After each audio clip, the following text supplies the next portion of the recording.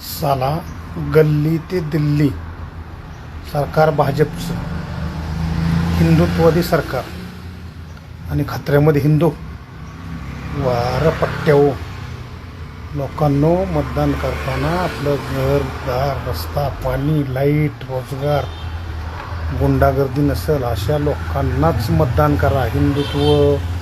हिंदू भगवा गमज्या अमका गमज्या धमका गमज्या तसलं काही बघू नका. हे सगळे चोर असतात. जेव्हा विकास आपण टॅक्स देतो तो विकासासाठी देतो, हिंदुत्वासाठी कुठल्या जाती धर्मासाठी देत नाही.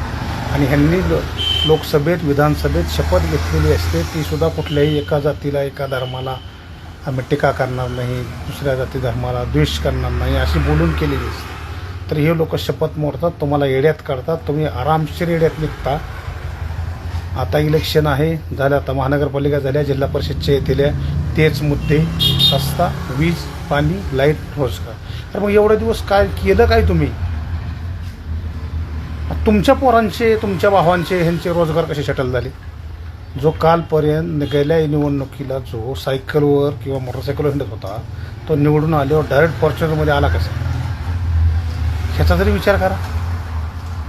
गाडीच्या सर्व्हिसिंगला 3 महिन्याला खर्च होतो कमीत कमी 1500-2000 रुपये.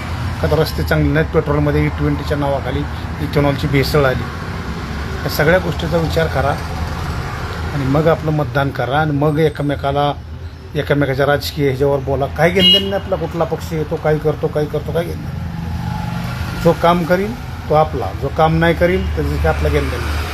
हिंदुत्व हिंदू धर्मासाठी हे करणं, हिंदू धर्म काय केलं का हिंदू धर्मासाठी? हिंदू धर्म कालही होता, आजही आहे, उद्याही राहणार आहे, पूर्वीपासून आहे. का तुमचं सरकार आल्यापासून आहे अशातला भाग आहे का? त्याच्यात हिंदुत्व नव्हतं का?